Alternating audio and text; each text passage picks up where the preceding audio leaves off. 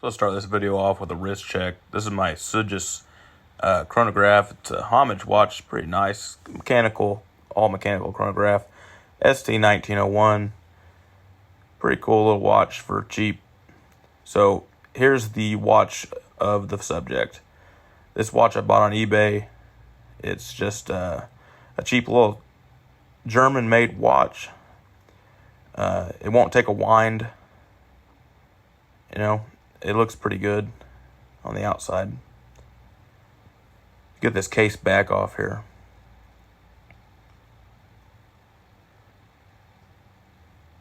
Okay. Up close, this case back says Benris Company on it. It's interesting. Okay. So I'm going to go ahead and take the movement ring out. It's a metal movement ring, so it's a pretty old watch. Get that out, set it off to the side here.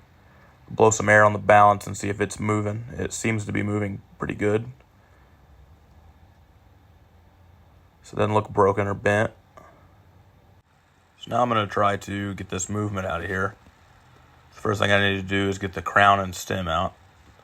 So go ahead and loosen this screw here. I originally bought this watch as a gift, but I couldn't get it running properly before Christmas time came around, so I ended up buying them a new one. My plans were not to make videos with this. All the footage I had originally under my microscope was just for troubleshooting purposes, but I've collected it and put it together to make a quick little video here.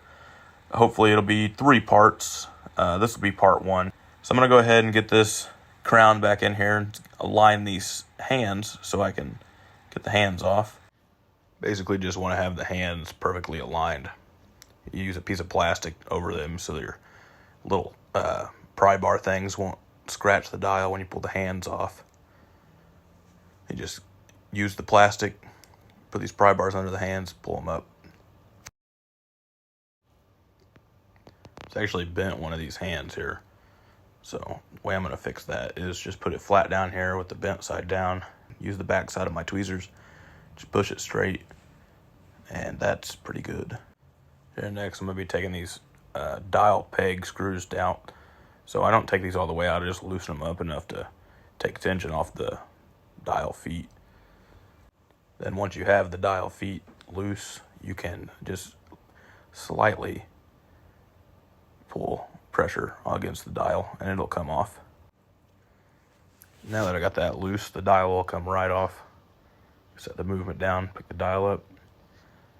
It's in pretty good shape. These little pegs on the back are what I was talking about. Those are the dial feet.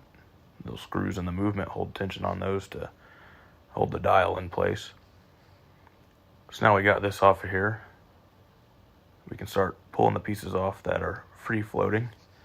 All right, let's get it down into the movement holder.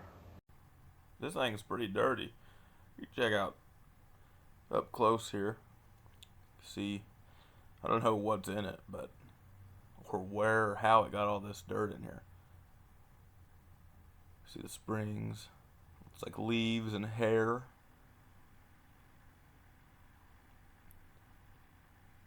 Yeah, there's all kinds of debris in here. Alright. Well, so here I noticed that the click spring isn't ratcheting like it should. So, I'll go ahead and start taking it apart. Take this gear out of there. So I inspect all these parts. A lot of them are off camera, some of them are recorded.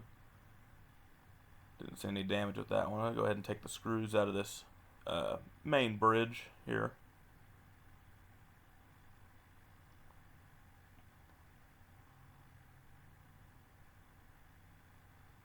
Yeah. So all the pivots in that look pretty good. It cleaned up pretty good. So here I'm taking off the barrel bridge. Take the screws out.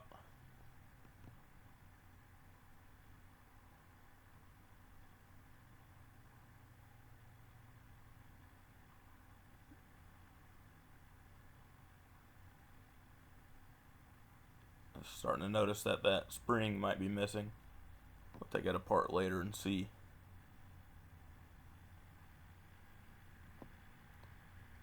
Go ahead and get these screws out of here. These tweezers that I'm using are not ideal, but I haven't ordered a new set yet. Not too bad underneath there. Doesn't look like there's any wear. Somebody's definitely been in this before. Taking the center wheel out. Inspect the pivots and make sure it's not bent. Then check all the teeth on the gear. Make sure they're all evenly spaced and no wear. This wheel's got some discoloration on it. Same thing with it. Checking pivots, checking space on the teeth, looking for wear, making sure it's not bent. Take the escape wheel out. You know, same thing. Looking for damage.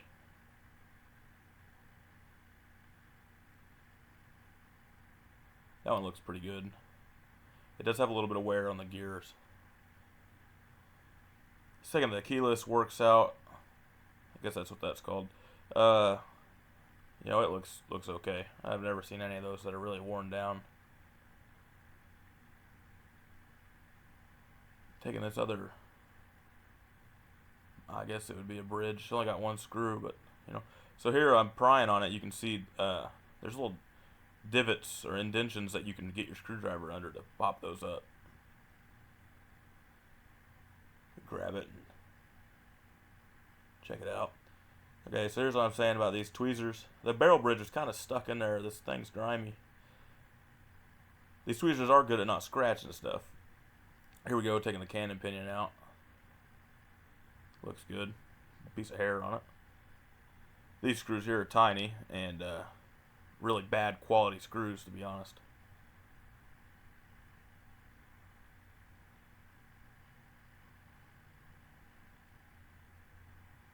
Get this little bridge off of there. Start taking these calendar wheels out. Inspecting. Yeah, it looks like there's some grime down there in that pivot jewel. Still pretty dirty. Get a good look at this. Okay.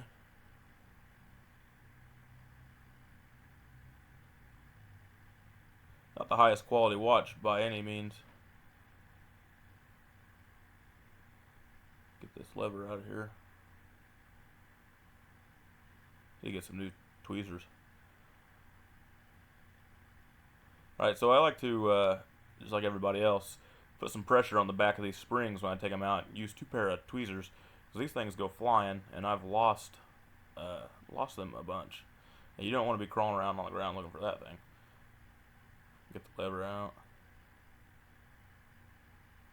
Yep. Now that can't come out. Screwed in from the back side. The last gear. That last gear is actually beveled. The beveled part goes down. So I'll flip it over and finish taking this out. Take the balance bridge cock, I guess, out.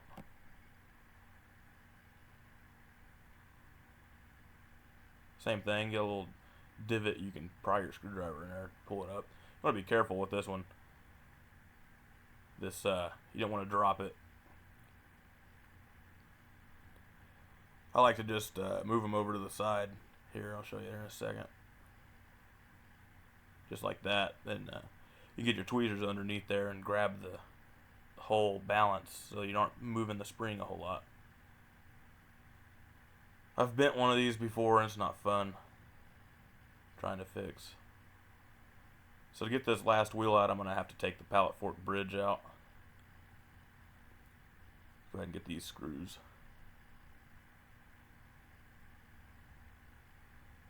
Same thing, it's got the little notches that you can pry up on to get the bridge unset.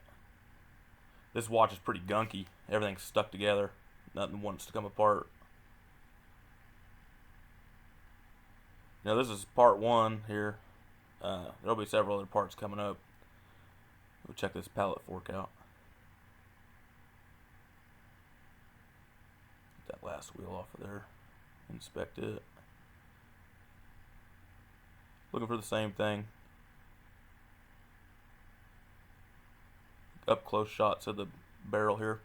Well, anyway, we got the base plate. Here we go with pallet fork. This thing is filthy.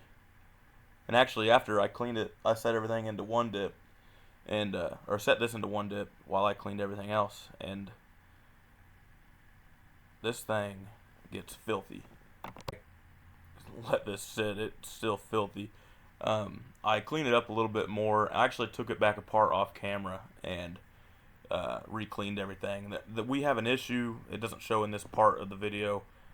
Part 2 will have that issue where I'm trying to fix whatever's going on. So you'll see it's still pretty dirty here. Everything else is cleaned up well. So yeah, we'll go ahead and start getting this thing back together. See any issues? Yep. That thing's upside down. Alright, we're going to take that back out of there. Flip it over.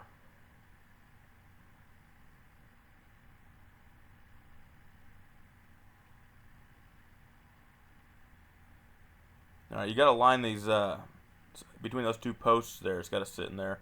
Yeah, that looks a lot better. That's perfect. Alright, get this pallet bridge back on. So I like to just kind of line the jewel up and then push it slightly to align the screw holes. Then I apply light pressure evenly across, just trying to get it to set down into place. And now you can see the pivot came through the jewel hole there, so I'm making sure it's still rotating. It's in the bottom jewel also. Just slightly tapping it so it falls into place. That fell in there and there. So I get the screws in here after I check and make sure it's still rotating. Rotating freely. And I get the screws in there. And like I said, the pallet fork jewels, those get cleaned up later. I took it all back apart, re-cleaned it, and put it back together.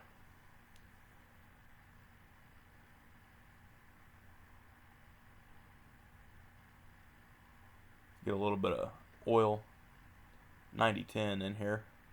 It's a little bit too much. Clean that up with the Rodico. I'll leave about the perfect amount in there to oil the end of the jewel here just a little bit on one side. Oil the escapement, you know. And that's the barrel hole there. Make sure it lines up a little bit. Okay. Yep, that's good. Alright. I put the balance on off camera because it's hard to get under the microscope.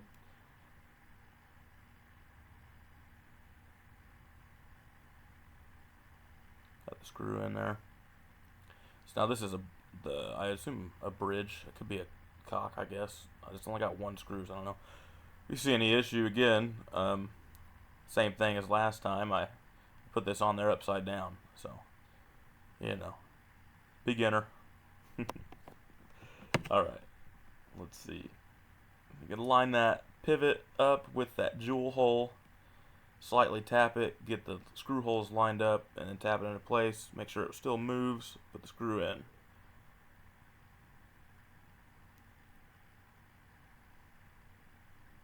Get that screw tightened down, good to go. Oil this pivot, jewel. Okay, get the escape wheel in.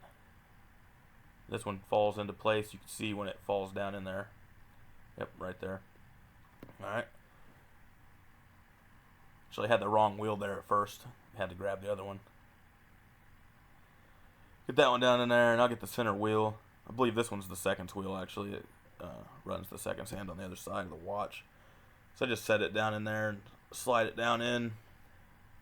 Check it to make sure it rotates a little bit here before I start to get the main bridge. Okay, checking to make sure these are clean. All the jewels look good. This is kind of a pain.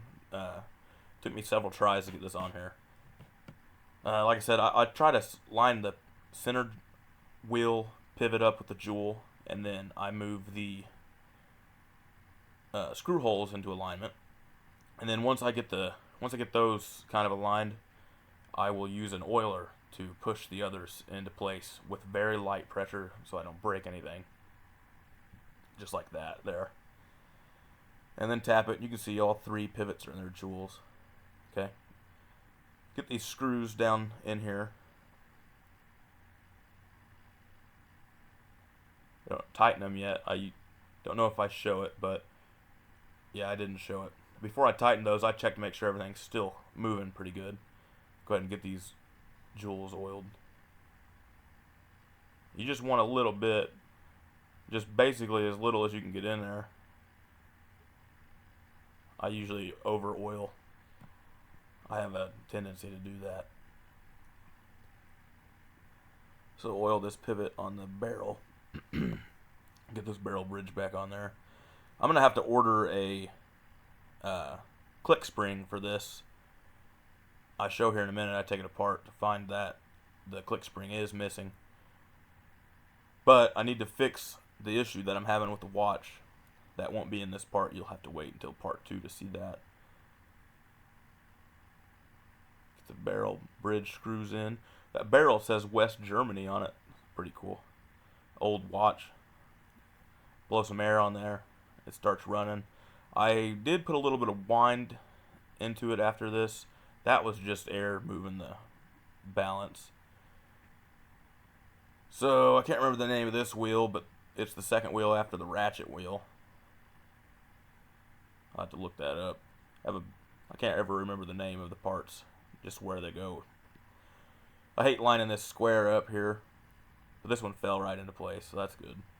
This one's the ratchet wheel. I gotta move this click. Maybe that's the click wheel. I don't know. Move this click around to get the ratchet wheel set in there. Get the screws down in here.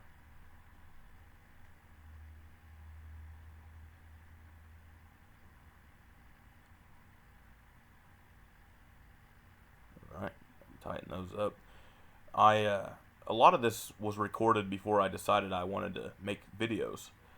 So I'm hoping to increase the quality of my content as I go on and produce better quality videos. I need to get some more cameras and stuff. I'm just oiling jewels here. Okay, here's where I'm taking this click apart to see that there's no spring in there. So I can manually put wind into this bridge, into this to make it run. So if I can fix the issue that I'm having with it, I'm going to take it all the way back apart, inspect every piece under the microscope, put it back together, and see if I can find the issue. It is running. It runs pretty good for a while, and then there's an issue that I'm having. That looks pretty flat. It's not perfect. Yeah. Well, thanks for watching the video here. I'm going to have a part 2 coming out soon. I got to tear the watch down apart, re-clean everything, inspect everything, see if I can find the issue, and then I'll start my part 2 video where once I've found the issue, I'll show my troubleshooting process, what the issue is, how I'm going to fix it,